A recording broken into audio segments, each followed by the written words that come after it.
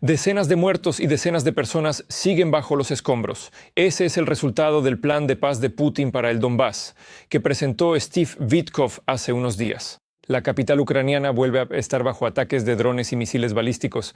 Los rusos acumularon todo lo que pudieron y mostraron cómo quieren acercar la paz. Al mismo tiempo, las Fuerzas Armadas de Ucrania continúan atacando con precisión quirúrgica exclusivamente objetivos militares. Aquí tienen un ejemplo de objetivos concretos, no inventados. La refinería de Novokuybishevsk en la ciudad de Samara, región de Samara. Además, refinerías en el Krai de Krasnodar y la llamada refinería Afipsky en la misma región de Krasnodar fueron atacadas por drones. También se escucharon explosiones en la Crimea temporalmente ocupada. Mientras tanto, la prensa occidental sigue informando que la ofensiva de verano del ejército de Putin fracasó estrepitosamente. ¿Es esto cierto? Vamos a analizarlo ahora mismo. Mi nombre es Alexander Prepodobny. Comenzamos. Decenas de muertos, entre ellos 4 niños. El terror de Putin continúa. Rusia llevó a cabo un ataque masivo contra Ucrania. Durante la noche, las tropas enemigas atacaron Kiev con drones, misiles balísticos y de crucero.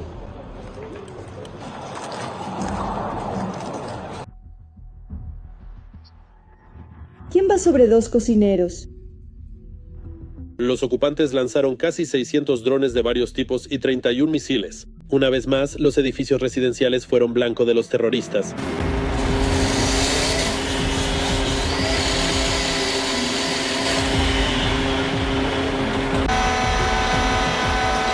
El ejército de ocupación también realizó un ataque dirigido contra el material rodante civil y de pasajeros. El terror contra la población civil es el último elemento de presión militar y política del liderazgo ruso, tanto sobre Estados Unidos como sobre Ucrania, con el objetivo de imponer su propia visión del fin de la guerra en Ucrania. Pero en Rusia también fue una noche muy ruidosa. Las fuerzas de defensa de Ucrania atacan objetivos militares en territorio ruso, en particular la refinería de petróleo Afipsky en la región de Krasnodar y la refinería Kuybyshev en la región de Samara. Maldición. La hicieron explotar. ¡Uf! Está realmente ardiendo completamente, de verdad, en este momento. También hubo explosiones en la Crimea ocupada. En las redes se informó de un ataque de unos 200 drones. En particular, se escucharon y observaron explosiones en Sebastopol, Eupatoria, en la zona del aeródromo de Belbek, en Saki y en otros lugares.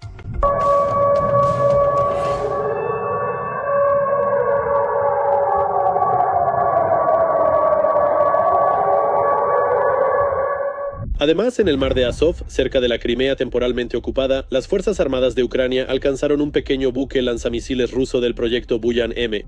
Como resultado del ataque, el buque ruso que se encontraba en la zona de posible lanzamiento de misiles Kalibr sufrió daños y se vio obligado a abandonar el área de servicio de combate.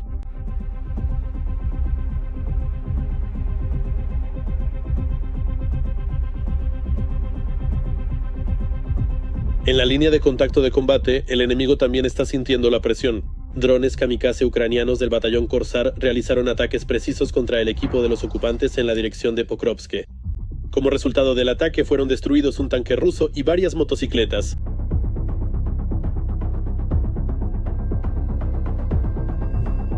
Y en la dirección de Zaporozhsk, las Fuerzas Armadas de Ucrania entablaron un combate directo con los ocupantes y eliminaron a los asaltantes rusos.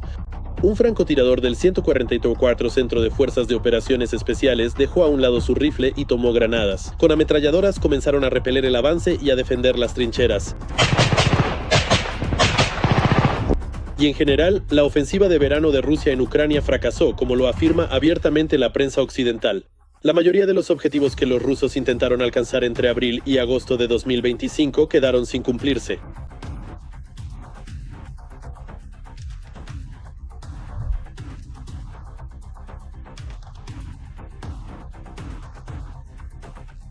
Se trata de los planes del liderazgo político ruso para crear las llamadas zonas de amortiguamiento, un avance en profundidad de hasta 20 kilómetros en los territorios de las regiones de Sumy, Kharkov y Dnipropetrovsk. En este momento, las fuerzas de defensa de Ucrania han neutralizado completamente estos datos. No hay amenazas para la integridad territorial de nuestro país. Al no tener éxito, los propagandistas rusos difunden otro bulo, supuestamente sobre la preparación por parte de Ucrania de una provocación con el uso de sustancias peligrosas en la zona de combate en el Donbass. El objetivo de esta operación propagandística es desacreditar a las Fuerzas Armadas de Ucrania y al liderazgo político ucraniano.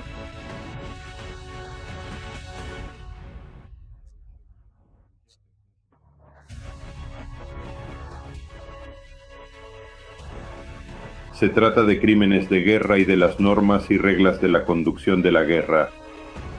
No se puede esperar absolutamente nada nuevo ni verdaderamente humano de los no humanos de Putin, que actúan sin piedad. El analista militar Denis Popovich se conecta a nuestra transmisión. Denis, hola, nos alegra verte. Sea tan amable. Cuéntenos, por favor, este ataque a Kiev. Probablemente sea uno de los ataques combinados más masivos de los últimos tiempos. Seguramente no solo de los últimos meses, sino incluso de varias temporadas. Ya hay 19 muertos, lamentablemente más de 10 personas están bajo los escombros, posiblemente más, es decir, se desconoce su destino.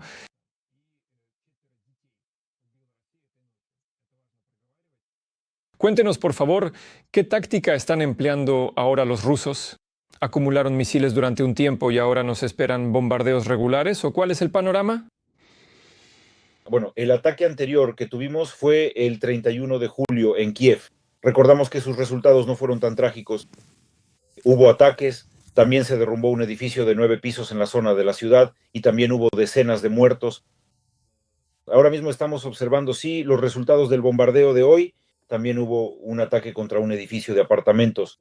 Me temo mucho que las 19 personas que ahora figuran en la lista de fallecidos no sean el límite, ya que se trata de un edificio residencial y temo mucho que no quisiera, por supuesto, como se suele decir, ser agorero, pero lamentablemente la realidad es que puede haber aún más muertos y heridos. Por eso vemos que el enemigo ataca deliberadamente zonas residenciales, edificios de viviendas. Es extraño saber en qué se basa para hacerlo. Quizás alguien está guiando estos ataques, algún topo, dicen que hay que lanzar misiles precisamente contra estos edificios, pero el hecho de que estos ataques se dirijan específicamente a estos edificios, vemos que el golpe es concentrado y dirigido, eso es absolutamente evidente, es decir, el ataque se realiza deliberadamente contra zonas residenciales y la población civil. Hoy en día, como ya he dicho, lo he repetido muchas veces y lo seguiré repitiendo, el enemigo intenta alcanzar sus objetivos en 3 direcciones. La primera dirección es el avance terrestre con el objetivo de capturar la mayor cantidad posible de territorios, es decir, de Ucrania. La segunda es la presión informativa. Este es un tema muy amplio, en realidad incluye el ámbito diplomático, la prensa rusa está activa, agentes de influencia y así sucesivamente. Y la tercera dirección son precisamente los ataques a las ciudades de la retaguardia. Es decir, estos ataques están dirigidos específicamente contra la población civil, tienen como objetivo socavar la retaguardia por un lado y enviar un mensaje a Occidente de que sin importar lo que acuerden, esos acuerdos de todos modos serán pisoteados, despreciados, como se dice, reducidos a polvo. Así que hagan lo que decimos, como así, es decir, acepten nuestras condiciones, de lo contrario seguiremos bombardeando ciudades pacíficas y nadie hará nada, nadie va a hacer nada. Pero por ahora vemos que esta táctica lamentablemente no está dando resultados. Es decir, todos los acuerdos que se alcanzaron allí, que se anunciaron, si es que se alcanzaron, pero se anunciaron hace una semana, después de Alaska y después de Washington, vemos cómo la Federación Rusa los ha tratado. Sí, tiene usted toda la razón. Muchos expertos predijeron que no habría bombardeos en Kiev después de esa reunión en Alaska. Supuestamente que a Putin lo habían puesto en su sitio, ya sabe, bajo control. Pero aquí está el resultado. Bien. Aquí, entre otras cosas, dicen que se utilizaron drones con motores a reacción, según tengo entendido. Es decir, drones de alta velocidad. ¿Qué significa eso? ¿Que habrá más bombardeos, más impactos? ¿Hasta qué punto hemos aprendido o no a luchar contra estos drones? Cuéntenos sobre el aspecto militar, por favor. Bueno, por ahora hay pocos de estos drones. Sí, fueron utilizados, sí, lo hemos escuchado. Quienes seguían los canales de monitoreo, que justamente comentaban en realidad la aproximación de estos objetivos aéreos a Kiev y otras ciudades. Es decir, estos drones fueron utilizados, pero en pequeña cantidad. ¿Cuáles son las particularidades? El asunto es que estos drones complican mucho la vida de los grupos móviles de fuego, que hasta ahora seguían siendo uno de los principales medios para contrarrestar estos ataques aéreos. En segundo lugar, los drones antiaéreos que estamos utilizando ahora también son inútiles contra los drones a reacción. ¿Por qué? Porque la velocidad es demasiado alta. Un dron a reacción puede alcanzar una velocidad de 400 a 500 kilómetros por hora, mientras que un dron antiaéreo alcanza una velocidad de hasta 300 kilómetros por hora. Entendemos perfectamente que es imposible derribar un objetivo que va a mayor velocidad con un proyectil que va más lento. Eso es completamente lógico. Y de hecho, esta alta velocidad complica tanto el tiempo de reacción como el trabajo de los grupos móviles de fuego. ¿Cómo se pueden derribar? Bueno, no existe ningún arma milagrosa, no hay absolutamente nada. Se pueden y se deben utilizar sistemas de misiles antiaéreos, emplear aviación de reacción armada con misiles aire-aire y, en la medida de lo posible, usar artillería antiaérea. Es decir, hay medios disponibles, incluso se pueden usar manpads, ya que el motor a reacción proporciona una señal térmica suficiente para que los manpads sean efectivos. Por lo tanto, existen medios para combatir esta amenaza, están disponibles.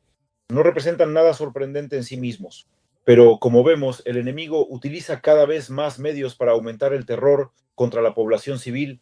Es decir, esto también es un hecho. Por cierto, también es interesante que los combatientes de la GUR hayan alcanzado en el mar de Azov a un portador de misiles de crucero Kalibr.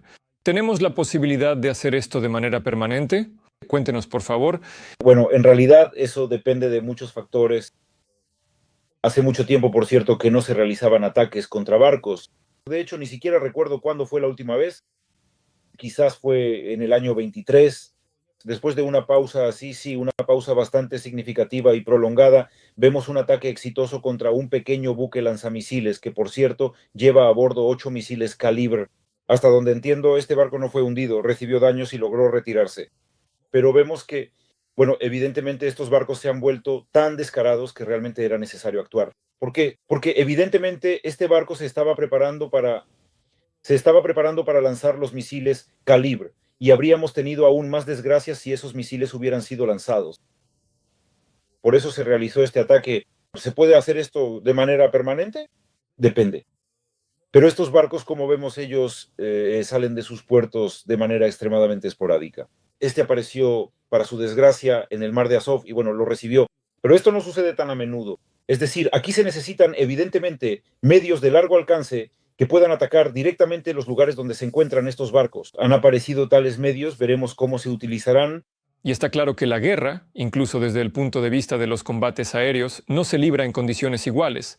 Porque mientras Rusia lleva a cabo un terrorismo directo contra la capital ucraniana, aquí tenemos un resultado concreto, un impacto en importantes instalaciones petroleras de los ocupantes. Por ejemplo, la refinería de Novokuybishevsk fue atacada por drones en la ciudad de Samara y en la región de Samara, donde se produjo un incendio. También hubo un ataque en el Krai de Krasnodar, concretamente en la llamada refinería de Afipsky. Cuéntenos, por favor, sobre estos ataques, Denis. ¿Ve usted que no hay prohibición de atacar la industria petrolera rusa? Bueno, incluso si existe, se elude con éxito, ¿verdad? Es decir, nadie le presta atención, porque vemos que estos ataques se llevan a cabo y son muy efectivos. Mader dijo hoy que, según sus cálculos, el 21% de la industria petrolera rusa ya ha sido paralizada. Y vemos resultados concretos. Se trata de una crisis de combustible en el territorio de la Federación de Rusia y en los territorios ocupados temporalmente, en la región de Sebastopol, Crimea, etc. Es decir, no hay venta libre de gasolina. Si se vende es de manera muy limitada y mediante cupones. Bueno, es decir, la Federación Rusa quería restaurar la Unión Soviética y lo está logrando, pero hay un matiz, ¿verdad? O sea, todo depende de cómo la están restaurando y qué aspectos específicos de la vida soviética están trayendo de vuelta al presente en la actualidad. Pero los cupones no lograron devolverlos. Por eso es necesario continuar los ataques para que la crisis de combustible estalle con toda su fuerza y pueda tener un impacto directo en la conducción misma de las operaciones militares. Hay que entender que esta influencia se sentirá en último lugar porque la dirección rusa hará todo lo posible para, bueno, asegurar al máximo, cueste lo que cueste, asegurar al máximo precisamente a su ejército que está librando la guerra contra Ucrania. Bueno, hablemos de Crimea. En la noche del 27 de agosto se escucharon explosiones. De esto habla el llamado gobernador de Sebastopol, Razbochayev. Se trata de las 11 de la noche en la zona de la bahía Ochertionaya. También se registraron vuelos de drones sobre Eupatoria, Saki y Novofedorovka. La Crimea ocupada fue sacudida por drones esta noche. En los últimos días hemos estado discutiendo, pues hubo una operación muy exitosa para volar, un tren, un convoy que transportaba gasolina y diésel para los ocupantes. Después fue atacada la logística de las tropas de ocupación. Comente por favor estos ataques y aclare si Crimea se está convirtiendo en una nueva dirección seria sobre la cual, bueno, seamos sinceros, en los últimos meses hubo bastante poca información y ahora cada vez más seguido está siendo atacada. Nunca dejó de ser una dirección importante, simplemente es otra cosa que no siempre se le ataca. Una dirección importante, este territorio que está en el centro de nuestra atención y se llevan a cabo ataques contra él, contra los objetivos que se encuentran en este territorio, objetivos del ejército de ocupación. Aquí en realidad hay una secuencia clara, es decir, se eliminan los sistemas de defensa antiaérea. Sí, es decir, hemos visto repetidamente que hubo tales informes. Después de esto, por así decirlo, se despeja el corredor aéreo y ya vuelan los drones, los medios de ataque que golpean los objetivos terrestres. En cuanto a la logística, bueno, por cierto, hoy hablamos sobre la refinería de petróleo. Además de la refinería, hoy también se están llevando a cabo ataques contra estaciones clave en el territorio de la Federación Rusa. Una estación clave es un objeto logístico muy importante y si se la inutiliza, aunque sea por un tiempo, el horario de los trenes se ve gravemente afectado. Y esto puede tener una influencia directa precisamente en la logística en interés de las Fuerzas Armadas de la Federación Rusa. Lo mismo ocurre con Crimea. El Dnieper, por ejemplo, es una estación clave. Recordemos los tiempos de paz cuando viajábamos a Crimea, todos los trenes que iban a la península, ya fuera a través de Melitopol o de Jersón, de todas formas sus rutas convergían en Dnieper. Por eso es una estación clave que en general cumple el mismo papel que esos mismos objetos en el territorio de la Federación Rusa. Además existe una práctica muy buena, atacar tanques y trenes con combustible. Tú los mencionaste, simplemente les disparan desde drones. Estos compuestos están en llamas. Sí, es decir, es muy difícil apagar un incendio. Este es el retraso número uno.